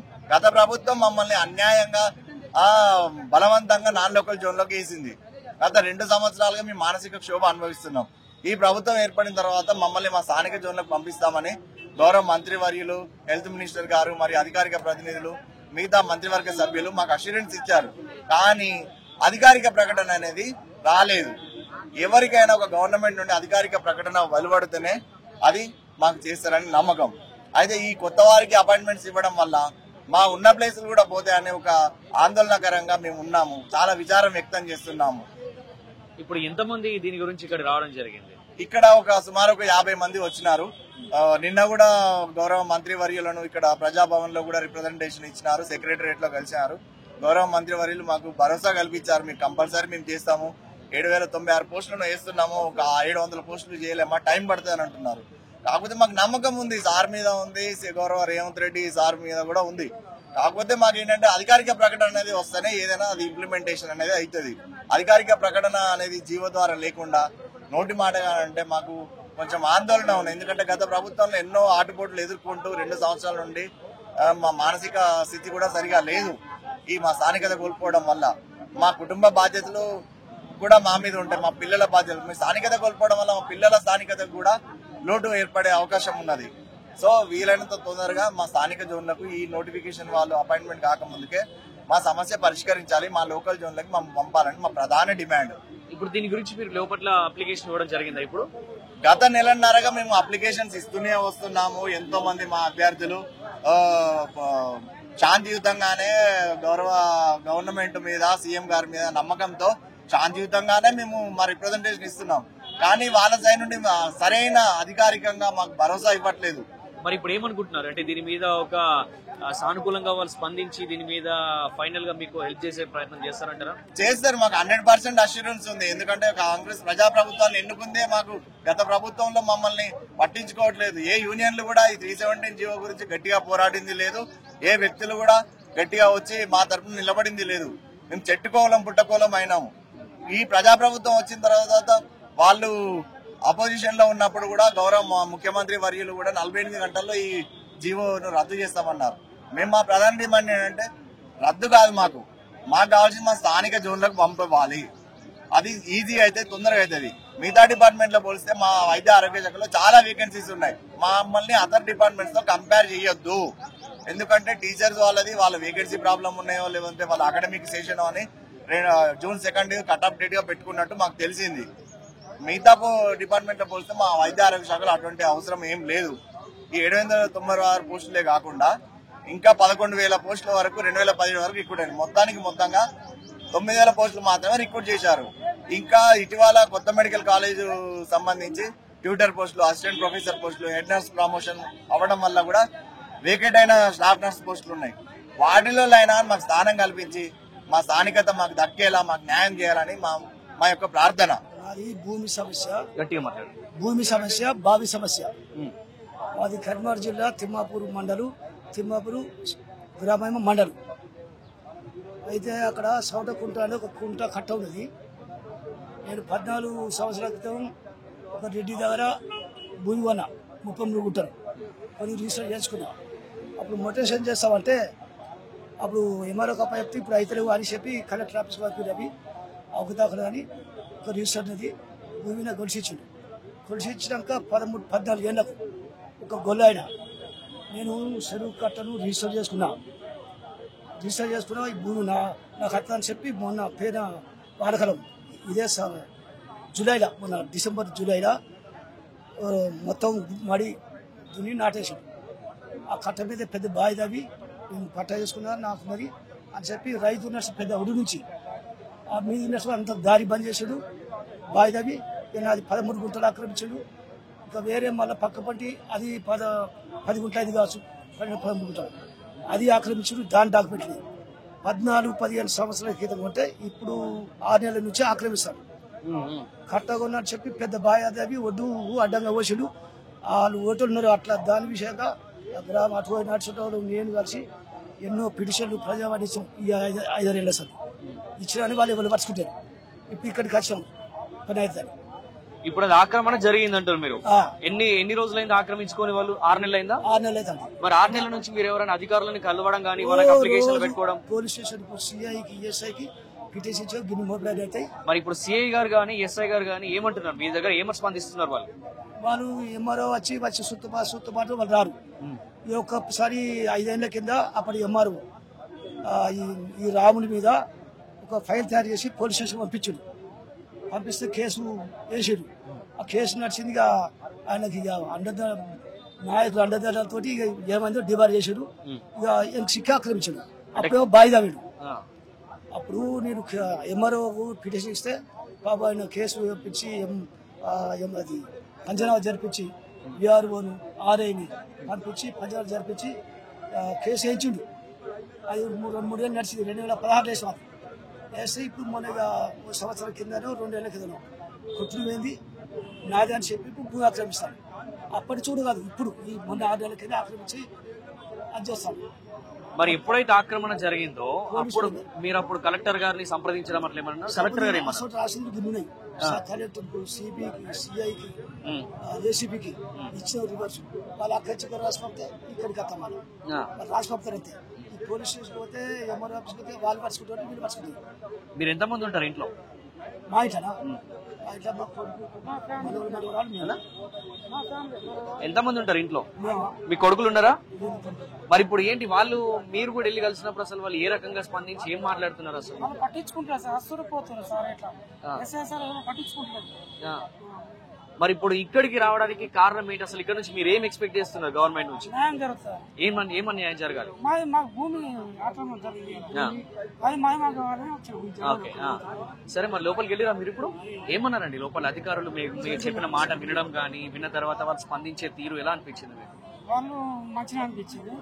వారం 10 రోజులకు మెసేజ్ వస్తాను, అప్లికేషన్ ఇచ్చేసి మెసేజ్ వస్తాను మాత్రం చెప్పి. ఎవరైనా మినిస్టర్ గానీ ఇంకెవరైనా కలెక్టర్ గానీ లోపల ఉన్నారు అక్కడ? అవునా?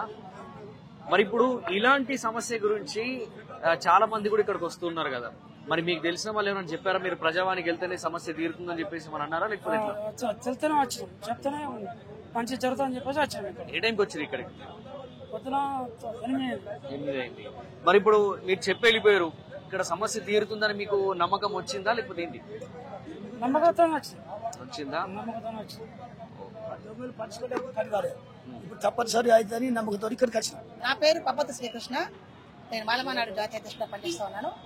అదేవిధంగా ఉస్మానియా క్యాంపస్ లో రీసెర్చ్ చేస్తా ఉన్నాను. గత ప్రభుత్వం తీసుకున్నటువంటి దళిత బంధులో నార్కల్ జిల్లాలో ఎస్సీ కార్పొరేషన్ ఈడీ రామ్లాల్ అనే వ్యక్తి ₹1,00,00,000 ఫ్రాడ్ చేయడం జరిగింది. దాంట్లో ప్రధాన కారణం ఏంటంటే మొట్టమొదటిసారిగా ఎస్సీ రిజర్వేషన్ స్థానాల్లో ఈ దళిత బంధువు ప్రవేశపెట్టడం జరిగింది పైలట్ ప్రాజెక్ట్ కింద. ఈ పైలట్ ప్రాజెక్ట్ కింద పెట్టినటువంటి దాంట్లో 1407 మంది యూనిట్లు సాక్ష్యం కావడం జరిగింది అక్కడ ఉన్నటువంటి జనాభా ఆధారం చేసుకుని.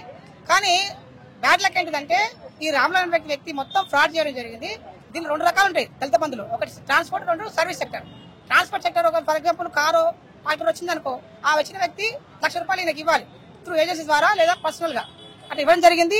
ఆ వచ్చిన డబ్బులు మొత్తం వాళ్ళ భార్య అకౌంట్, వాళ్ళ కొడుకు అకౌంట్, ఇంకా కలుపుకుంటూ ఎంపీటీసీ ఉంటాడు, ఎంపీటీసీ ఆయన వాళ్ళ అకౌంట్లు, ఇట్లా రాజకీయ నాయకుల అకౌంట్లు, ఆయన అకౌంట్లతో కలిసి కొన్ని ₹1,00,00,000 అయినా స్కామ్ చేసిన జరిగింది.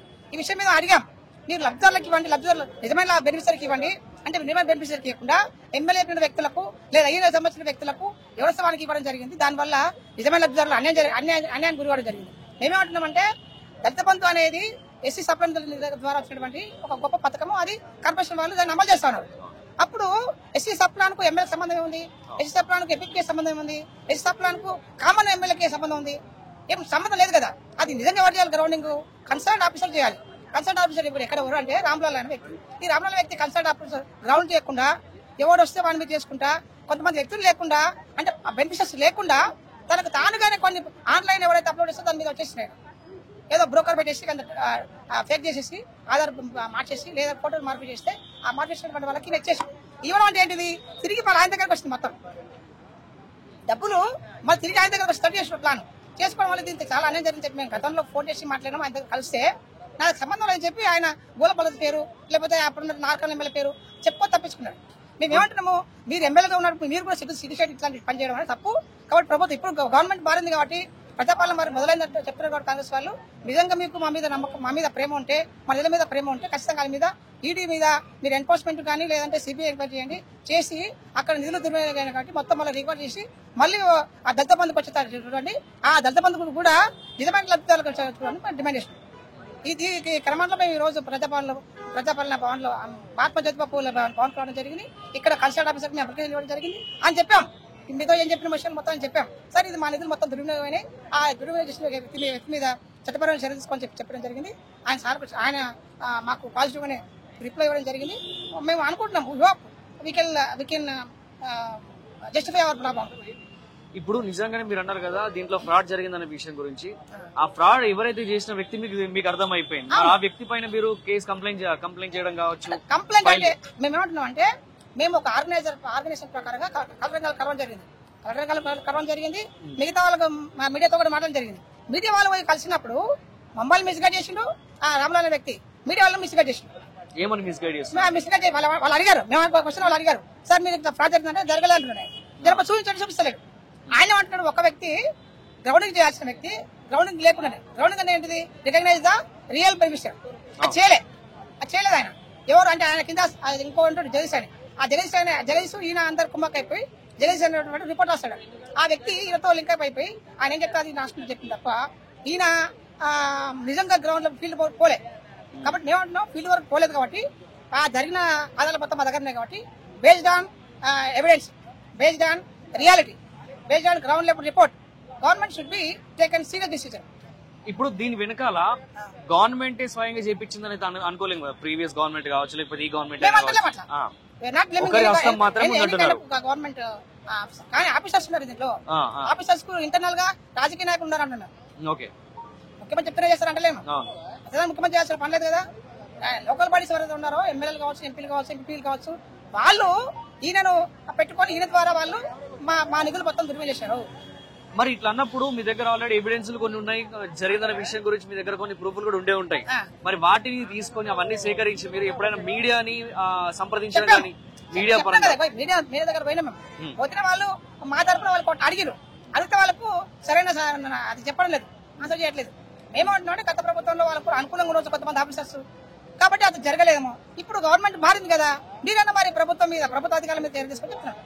ప్రభుత్వ అధికారులు కావచ్చు, దానికి సంబంధించిన వ్యక్తులు కావచ్చు, చేసుకొని మాకు న్యాయం చేస్తారని మేము నమ్మకం. మరి ఇప్పుడు ప్రజావాణిలో భాగంగా మీరు లోపలికి వెళ్ళి వాళ్ళని కలవడం జరిగింది, ఏమన్నారండి చెప్పాం మేము, వాళ్ళు చెప్పారు మేము కన్సల్ట్ ఆఫీసర్ అయ్యారు మేము చెప్తామని చెప్పారు, అకౌంట్ తీసుకొని మేము చేస్తామని చెప్పారు. ఇప్పుడు ఇది సానుకూలంగా స్పందించినట్లు అనిపించిందా, నమ్మకం కలిగిందా? నాకైతే అట్లా అనిపిస్తుంది. ఎందుకంటే ఒక ఆఫీసర్ చెప్పాము, చెప్పిన ఆయన విన్నాడు, సాధారణంగా విన్నాడు, ఇది మాకు రిప్లై కూడా చేశాడు. ఇష్యూ అని చెప్పాడు. మీరేం చేస్తుంటారు? నేను మాలమాల జాతీయ పనిచేస్తాను, సోషల్ వర్కర్. సో నా మొత్తం ఏంటిది, మా నిధులు మాకు అమలు కావాలి, మా నిధులు మా ఎస్సీలకు మొత్తం పూర్తి స్థాయిలో అరువులందరూ జరగాలి. అట్లా కాని పక్షంలో మేము కొట్టాలి. నాది రాసుకుండా తుంబాయి తండా సంస్థాన నాగపురం జిల్లా భువనగిరి. అయితే మాకు ఇబ్బంది అంటే ఈనాడు ఏది రాజశేఖర రెడ్డి ఇచ్చిన పాస్బుక్ మాది ఆన్లైన్ ఉంది, అంతా ఉంది. మా దీని మీద లోన్ తెచ్చుకున్నాం, అన్ని తెచ్చుకున్నాం. ఇప్పుడు ఈ 2-3 ఏళ్ల సంధి మొత్తం పారిశ్రమలు ఇవ్వడరు, మా భూములు దున్య భూములు అన్ని ఆగమాగ చెట్లు నాటుతుర్రు, బొందలు తోడుతుర్రు, అని దిమ్మలు కడుతుర్రు. నిన్న కూడా కడితే కూడా ఆపేసినాం. ఇంత మాకు ఇబ్బంది ఉంది. ఇవాళ కాదు, నిన్న కాదు, మా తాతలు పోయారు, మా నాయనలు పోయారు. 100 సంవత్సరాల భూములు ఇవాళ కావు, మేము పుట్టింది మేము చేసింది. మా నాయనలు పోయారు, మా తాతలు పోయారు. ఇప్పుడు మేము కూడా పోతాం తయారున్నాం.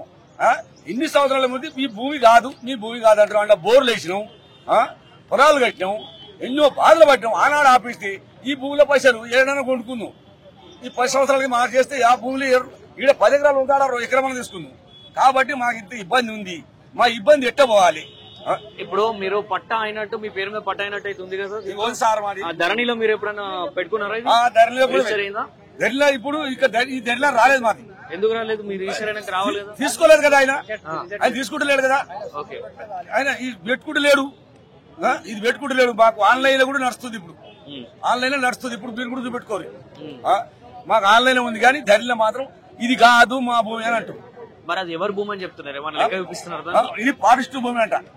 ఫారెస్ట్ భూమి అంట. అండా వెనక నాడు చుట్టూ కడీలు నాటుకోర్రు. ఇది కోలాటం అయితే కడీలు నాటుకోరు. నల్ల కడీలు ఉన్నాయి, తెల్ల కడీలు ఉన్నాయి. అన్ని చుట్టూ కడీల పూట అంటే పోతలేరు వాళ్ళు. పోకున్నాక ఇటాచి వచ్చింది.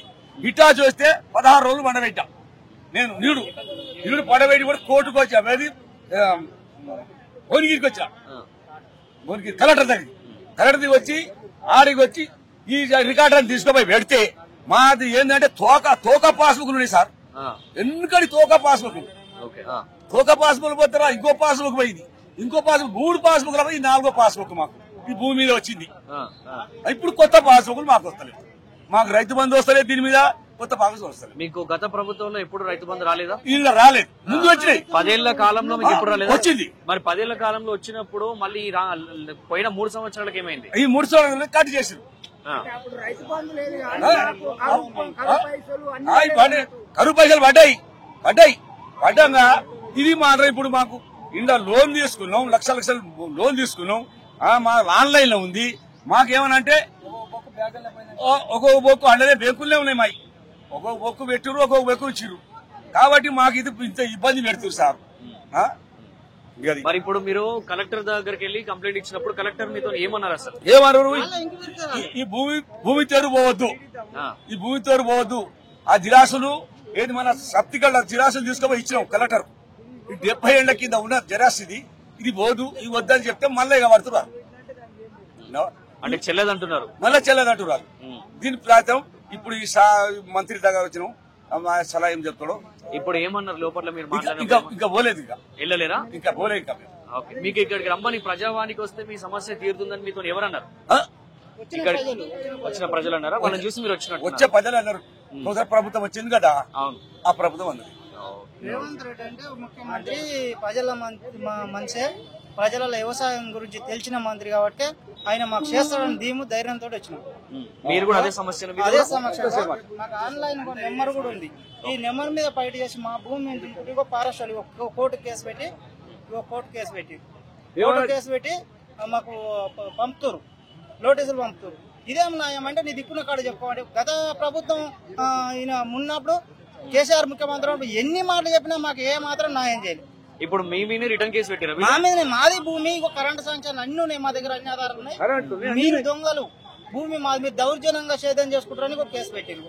అంటే ఇప్పుడు ఎవరు మీ మీద ఇంత జులుం చూపించింది? మహారాష్ట్రలో రేంజర్, డిఎఫ్ఓ, బీట్ ఆఫీసర్. మేము బావులకాళ్ళు ఏం చూసి వేసిన పొక్కలు కొంచెం మోటార్ రిపేర్ పెట్టి మోటార్ అలిపేయడానికి విక్కోకపోతే వచ్చి రాళ్ళు నింపేస్తారు బోర్పక్కలలో. ఇది మళ్ళీ మోటార్ తీసేదాన్ని పవర్ బండి తీసుకొని పేషెంట్ చేపిస్తా బండిని పట్టుకోపోవడం, బండి మీద కేసు పెట్టడం, మా మీద కేసు పెట్టడం. బండి మీద నా మీద కేసు పెట్టి నోటీస్ పంపి. ఇప్పుడు మీ దగ్గర ఉన్న ఎమ్మెల్యేకి చెప్తే ఏమన్నారు? ఎమ్మెల్యే కలిసి మీరు ఎప్పుడైనా? ఎమ్మెల్యే ఈ మధ్యలో అప్పుడు గత ప్రభుత్వం ఉన్నప్పుడు రాజగోపాల్ రెడ్డి మాకు ఎమ్మెల్యే ఎన్ని మాటలు చెప్పినా మాకేం న్యాయం జరగలేదు. చెప్పి నోటీసులు ఏమన్నా? రాజగోపాల్ రెడ్డిని మీరు కలిసినప్పుడు ఆయన దగ్గర నుంచి మీకు వచ్చిన రెస్పాన్స్ ఏంటి? అడుగుతా చెప్తాను ఏ మాత్రం చెప్పాలి. ఆఖరి నాకు జైలు కూడా పట్టుకోపోయారు మహారాష్ట్రలో. ఏమన్నారు? జైలుకి ఎందుకు తీసుకెళ్ళి మిమ్మల్ని? దౌర్జన్యంగా దుంతున్నాను. నాకు దౌర్జన్యం ఎక్కడ సార్? 5 ఎకరాలు ఉంది, నాకు 5 ఎకరాలు సర్వే చేసి నా 5 ఎకరాలనే దుంతున్నట్టే. లేదు, నువ్వు మొత్తమే పోవద్దు. నీ కొత్త పాస్బుక్ వచ్చిందా, రైతు బంధు వచ్చిందా, అప్పుడు పో.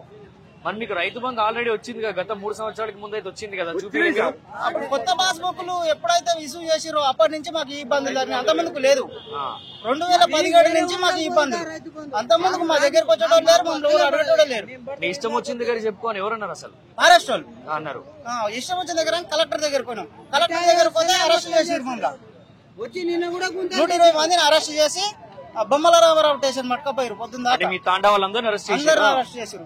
ఒక 3 ఊర్ల సమక్ష 3 ఊర్లో 2 డిసైన్లు కట్టుకొని పోతే 120 మందిని మమ్మల్ని అరెస్ట్ చేశారు. అసలు ఇదంతా ఎందుకు జరిగింది అనుకుంటున్నారు? ఎవరు చేశారంటే దీంట్లో ఎవరైనా హస్తం ఉందని మీకు ఏమైనా డౌట్ ఉందా? కేసీఆర్ పాలన.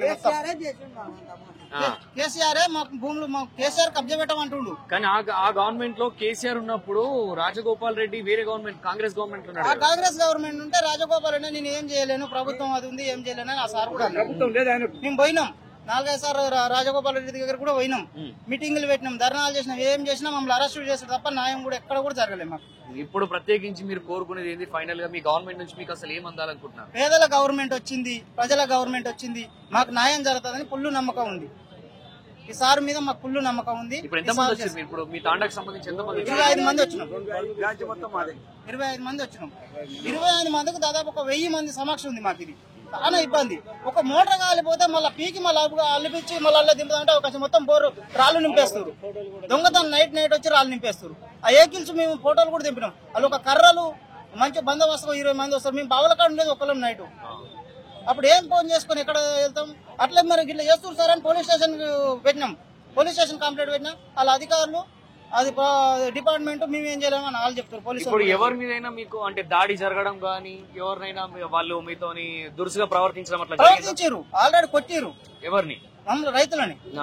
రైతులను కొట్టిరు, దౌర్జన్యంగా గుంజుకోపోయారు, ట్రాక్టర్ గుంజుకోపోయారు, లక్షలు పైన వేసారు, బోర్బాన్ పట్టుకోయి లక్షల పైన వేసారు. ఆ చేసిన అప్పులు ఇంకా దాకా తీరుతలే, వాళ్ళ కట్టిన దండగల అప్పులు ఇంకా తీరుతలే. మాకు పండించిన పంట వాళ్ళకి దండలు కట్టడే సరిపోతుంది. ఏమన్నా కనీసం వర్షాలు వచ్చేమన్నా ఒక వరం అయిపోతే ఒక జేసీబీ వస్తే జేసీబీ పట్టుకొని పోతూనే ఉంటారు. ఆ పేరు చెప్తేనే జేసీబీలు కానీ బోర్బండ్లు కానీ అక్కడ రాకూడదు వస్తలేరు. మరి మీకు ఇప్పుడు పంట ఎట్లా నడుస్తుంది? అసలు మీరు పంట పండిస్తున్నారా? మీకు బ్రతుకు తెరువేంటి?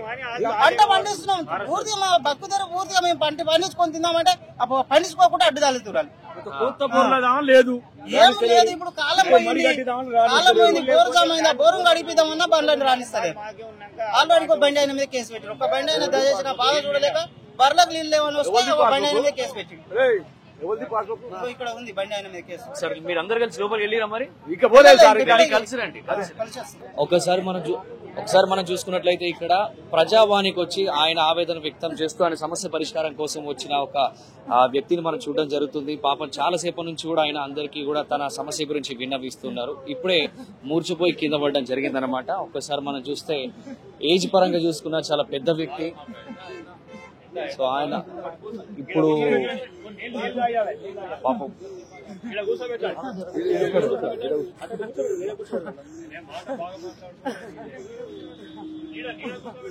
వాటర్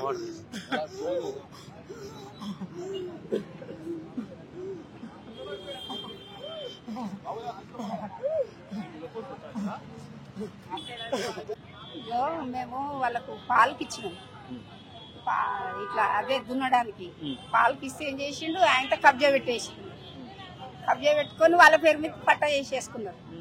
మా ఆయన ఏం చేసిండు, తిరిగి ఆయనతో చనిపోయాడు. 5 రోజులలో చనిపోయాడు. ఆటో టక్ వచ్చింది, గాంధీలో చచ్చిపోయాడు. ఇప్పుడు 10 ఏళ్ళు అవుతుంది మా ఆయన చచ్చిపోయాడు. నాకు ఫస్ట్ కొడుకు చచ్చిపోయి 21 సంవత్సరం అవుతుంది. తర్వాత 3 కూతుర్ల పెళ్లిళ్ళు చేసిన, మామూలుగా ఏం పెట్టలేదు. మరి జాగనన్న ఇప్పుడు మాది మాకన్నా ఇస్తారా ఇయ్యరా అని అడగడానికి ఇయ్యాలని వచ్చినాం. ఇంతకు ముందు ఇట్లా జరిగినప్పుడు మీరు పోలీస్ స్టేషన్ లో కంప్లైంట్ ఏమని ఇచ్చినాము? ఏమన్నారు పోలీస్ వాళ్ళు? ఇచ్చినాము, మాకు జాగి ఇచ్చినామని ఆయన భార్య ఎందుకు వచ్చినాం. మళ్ళా ఎస్ఐ చెప్తే శ్రీనివాస్ రెడ్డి, దౌలతాబాద్ మండలం, మళ్ళా సిద్దిపేట జిల్లా, దౌలతాబాద్ మండలం దొమ్మాట. అయితే అక్కడ లింగరాజపల్లి వాళ్ళు ఆక్రమించుకున్నారు. మేమేమో సూరంపల్లెలకు ఇచ్చినాం. సూరంపల్లి వాళ్ళ దగ్గరికి వెళ్ళి వాళ్ళు తీసేసుకున్నారు 5 ఎకరాలు. మరి నా బిడ్డలకు నేను ఏం పెట్టలేదు. బిడ్డ 25 ఏళ్ళ కొడుకు చనిపోయిండు. 21 సంవత్సరం అవుతుంది. నాకు 3 కూతుర్లు, వాళ్ళకి ఏం పెట్టలేదు. మా భర్త నేను కష్టపడి ఉత్తగా దువ్వానెత్తు బంగారం పెట్టి పెళ్లిళ్ళు చేసి ఇచ్చిన బిడ్డ. ఇప్పుడు నా బిడ్డలు ఏమంటున్నారంటే, నేను సంపాదించింది మంది పాలు చేసిండు, కనీసం ఇవాళ గది వచ్చినా మాకు ఇంత వెడుదు కదమ్మా, నీ పానం కూడా శాతగాకుండా అయిపోయింది. మొన్ననే సంవత్సరం 2 ఏళ్ల కింద బిడ్డ నాకు ఇక్కడ మెడ నరాలకి వెళ్ళి బీమారు వచ్చింది. ఒక అల్లుడు అప్పు తీసుకొచ్చి నడిపల్లుడు 1,50,000 పెట్టిండు అమోర్ హాస్పిటల్లో. అబద్ధం ఆడతలేదు బిడ్డ. అయితే మా జాగా మాకు కావాలి. నా కూతుర్లకు నా భర్త సంపాదించిందని పెట్టి నేను చచ్చిపోతా. నా భర్త సంపాదించిన కష్టమే అది. సిటీలో పనులు చేసి ఒక కార్పెంటర్ వర్క్ చేసి, మేము ఒడ్లోళ్ళము కార్పెంటర్ వర్క్ చేసి సంపాదించిండు మా భర్త. కానీ ఇట్లా లాక్కుంటారని తెలియదు. పట్ట చేయించుకోలేదు అన్నట్టు. ఆయన పట్ట ఆయన పేరు మీద అయితే నన్ను ఎవరు ఇట్లా చేస్తారు? పట్ట కాలేదు మా భర్త పేరు మీద. కాకపోయే వరకు ఆయనతో వాళ్ళు ఆగేసుకున్నారు బిడ్డ. మేమేమో నమ్మినాం. నమ్మితే ఇంత పని చేసిండ్రు. 5 ఎకరాల జాగా 1005 నంబర్ మాది. అయితే ఇప్పుడు ఆ జాగా మాకు కావాలని సార్ని అడగడానికి వచ్చిన బిడ్డ. నా బిడ్డల కోసం వచ్చిన. ఎందుకంటే ఇంట్లో ఎంత మంది ఉంటారమ్మా? నీతో పాటు ఎంత మంది ఉంటారు? నాకు చిన్న కూతురు మా ఊర్లో ఉంటది కానీ నా ఇంట్లో ఉండదు, పక్క సైడ్ లో కిరాయికి ఉంటది. నాకు జాగా 280 గదాల ఇల్లు జాగా సంపాదించింది నా భర్త. అందులో గుడిసె వేసుకొని ఉన్నా. గుడిసెల్లే ఉంటున్నా. 10 సంవత్సరాలే గుడిసెలు ఉంటున్నా. నన్ను ఎవరు పట్టించుకుంటలేరు, ఎవరేమి ఇస్తలేరు. ఏ బిడ్డకి నేనేం పెట్టలే, బంగారం పెట్టలే, ఎండి పెట్టలే, వాళ్ళ కట్నం కూడా ఇయ్యలే. ఇక మస్తుగా ఏం తెచ్చినవే అనుకుంటే బిడ్డలు ఈనంగా చూస్తుండ్రు. బిడ్డలు అట్లా వాళ్ళకి ఏమన్నా ఇస్తేనేమో మనకు అడగడానికి శక్తి ఉంటది. మస్తు కొట్టుడు తిట్టుడు అన్ని నా కూతుర్లని. అయితే నా భర్త సంపాదించింది ఇప్పుడు సార్ దగ్గర మాట్లాడితే ఏమన్నా ఇస్తే నా కూతుర్లకు అవుతుందన్న దాని మీద వచ్చిన బిడ్డ. మీకు రోజు పొట్ట గడవడం ఎట్లా మరి? పింఛన్ మీద బిడ్డ. పింఛన్ ఎంత వస్తుందమ్మా? పెన్షన్ ఇప్పుడు ఎంత వస్తుంది? 2000 బిడ్డ. వాటితోనే మీరు రోజు తినడం అంతా? బియ్యం వస్తాయి 35 కిలోలు బిడ్డ. 35 కిలోల బియ్యము. ఇప్పుడు బీమారి వచ్చింది కదా, పనికి పోతలేము. అంత ముందు కూలికి పోదేదా అని ఆ కూలి కూడా పోతలేను. ఇప్పుడు ఖాళీ అవి వండుకోవాలి. ఆ బియ్యం వచ్చినాయి. ఈ 2000 పింఛన్ వస్తే ఇంట్లో గడుపుకోవాలి బిడ్డ. లోపల సార్ వాళ్ళు మాట్లాడిరమ్మా?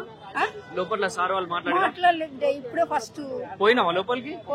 పోయి రావాల్సింది. పోయి వస్తే నీకు మాట్లాడతారమ్మా. పోలే బిడ్డ. ఇంకా ఒక వ్యక్తి కొట్టిండు, బంగారం ఎత్తుకపోయిండు. పోలీస్ స్టేషన్ వాళ్ళు డిపార్ట్మెంట్ ఊరుగా పట్టించుకుంటే లేరు. పోయి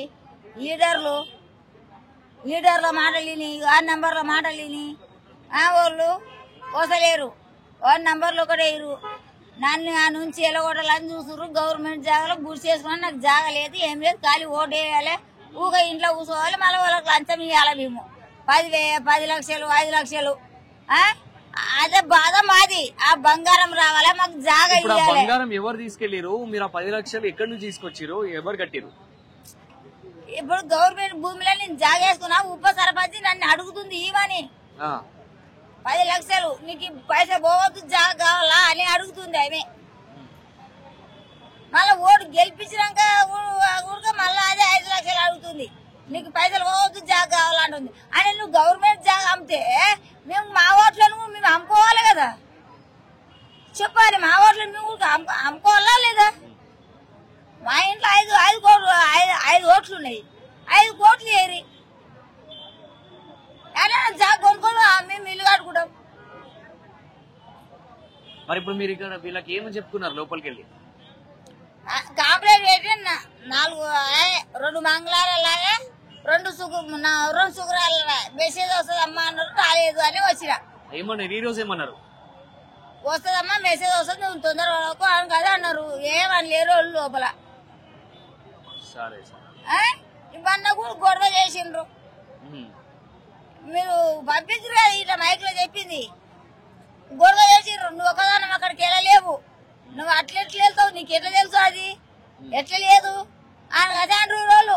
అంటే నేను అన్న బేగంపేట రూట్ మీద మా ఊరికి వెళ్ళేది 49 బస్సు ఎక్కితే అక్కడికి వెళ్తుంది అని చెప్పేది. మా ఊరికి వెళ్ళే రూట్ ఇది. ప్యారవేస్ కాడ దిగి 49 బస్సు ఎక్కుతాం మేము అన్న. మా ముసలి కోటకి సర్పంచ్ కుర్చీ తీసుకుండు. మరి మీరు పోలీస్ స్టేషన్ కి వెళ్ళలేరు? అమ్మకి ఇట్లా వేస్తూ కొట్టకొచ్చారని వెళ్తేనే కదా అది. లీడర్లు ఫోన్ చేసిర్రు. ఆడ ఒక్కటే మనిషి ఉంది, ఆడి మనిషి. ఇంటి ముంగడ పసుపు వేస్తుంది, కుంకుమ చల్లుతుంది అని కదా. అది ఇది నువ్వు ఒట్టొట్టిగా చెప్పి దీన్ని వెళ్ళి పీక తెంగాలి, ఎలగొట్టాలి. వాళ్ళకి కావాలి ఈ పైసలు. మేము వేరగలు తెచ్చిస్తాము. ఏదో ఒకటి పుట్టి తెంగుతురు. ఎందుకు? మేము ఏం పాపం చేసామని వెళ్ళి తెంగుతురు. మా బంగారం మాకు ఇవ్వారా? ఆ వ్యక్తి కోసం మీకు తెలియదా? ఇంతకుముందు కరెంటు పని చేసినావు, యాదగిరి ఉండే, ఎందుకు తీసేసిండు కరెంటు పని? మేమించి దొంగతనం చేసినందుకే తీసేసిండు. నన్ను కొట్టిన వ్యక్తి పేరు చీరెల్లి, ఆయన కరెంటు పని చేస్తున్నాయి, ఆయన తీసేసిండు ఓనర్. ఎందుకు తీసేసిండు అంటారు? దొంగతనం చేసినందుకే తీసేసిండు. మళ్ళా కొత్త వాళ్ళు ఎక్కిరు. ఆయన యాభజాలు పోయిండు, కొత్త వాళ్ళని పెట్టి మళ్ళీ కొత్త వాళ్ళు తీసుకునే మళ్ళీ అదే పని చేస్తే మళ్ళీ కొత్త వాళ్ళు మళ్ళీ తీసేసారు. ఎందుకు నీకు ఈ బుద్ధులు? ఈ పాడవాళ్ళ బుద్ధులు నీకెందుకు? నన్ను ఒకదాన్ని చూసి కొడుతుంది. ఇప్పుడు నేను కోర్టుకు వెళ్ళా కానీ గవా తీసుకురా అంటారు. నేను ఎవరితో వెళ్ళాలి? ఇంట్లో ఆడాలి, నేను ఒకదాన్ని చూసి కొడుతుంది. చెప్పు మరి, నేను ఆడదాన్ని ఒకదాన్నే ఉన్నా. నన్ను కొట్టి వెళ్ళినప్పుడు ఎవరు చెప్పాలి? ఎవరు తీసుకెళ్ళాలి? ఇప్పుడు ఇదే సమస్య గురించి మీరు లోపల చెప్పిరామా? చెప్పినాము, రాపించి ఊరు పెట్టాం.